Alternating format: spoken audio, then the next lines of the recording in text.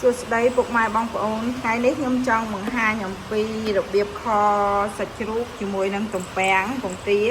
ចាគ្រឿងផ្សំមានដូចជាសាច់ជ្រូកស្រែយើងចាហើយនឹងទំពាំងចិននិងទំពាំងខ្មែរយើងតែគេហៅថាទំពាំងចិនចាហើយពងទាចាខ្ញុំដាក់ពងទា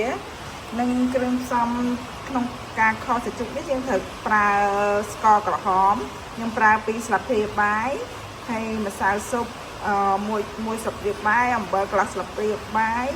និងប្រើទឹកត្រីទៀតហើយខ្ទឹមសយើងបុកជាមួយនឹងម្រេចបុកម្រេចជាមួយនឹងម្រេចដើម្បីយើងយកមកខជាដំបូងខ្ញុំធ្វើការដាក់ឆ្នាំងហើយបន្ទាប់មកខ្ញុំធ្វើការដាក់លីងស្ករនិងខ្ទឹមសដែលយើងបុកជាមួយនឹងម្រេចអញ្ចឹងយើងចាប់ផ្ដើមលីងវាចាប់លីងដាក់ទឹកគ្រឿងអំបិលប៊ីចេងចូលទៅហើយជាមួយនឹងស្ករខ្ទឹមដែលយើងបុកហ្នឹង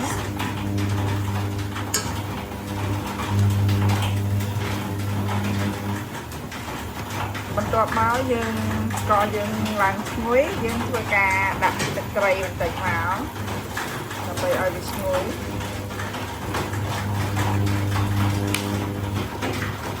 បន្ទាប់ពីស្ករយើងឡើងពងហើយយើងធ្វើការដាក់សាច់ជ្រូកយើងចូល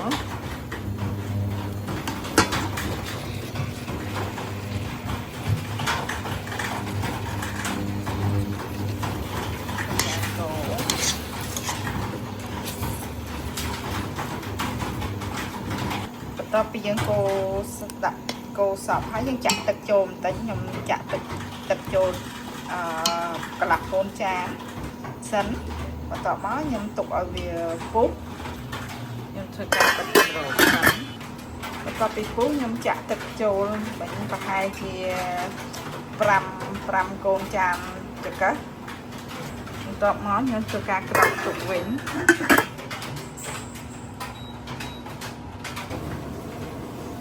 បន្ទាប់មកយើងបើកមើលឃើញថាពុះហើយ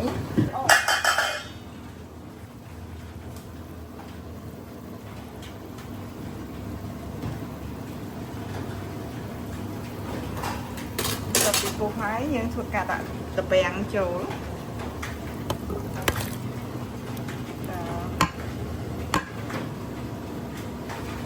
បន្ទាប់ពីយើងធ្វើការដាក់ទំពាំងចូលយើងកូរបន្តិចមកយើងធ្វើការក្រោកទុកដើម្បីឲ្យពុះមុននឹងយើងដាក់ពងទាចូល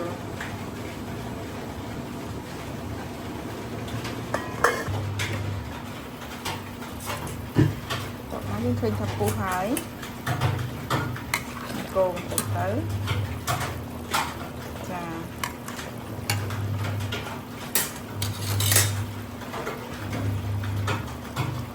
ចាប់ផ្ដើមក្រោកវិញសិនឲ្យពុះយូរបន្តិចទើបខ្ញុំធ្វើការដាក់ពងទាចូលបន្តពុះហើយចាលើកនេះយើងធ្វើការដាក់ពងទាយើងចូល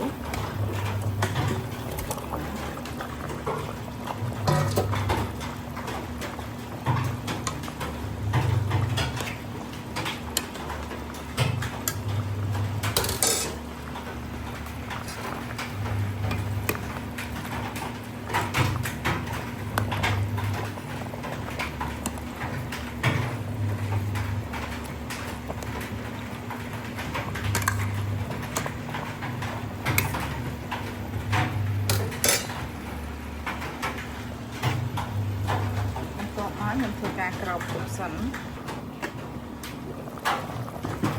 បន្ទាប់មកយើងមើលឃើញតែខយើងឆ្អិនហើយចាយើងធ្វើការបិទភ្លើងអរគុណដែលបានទស្សនាវីដេអូរបស់នាងខ្ញុំ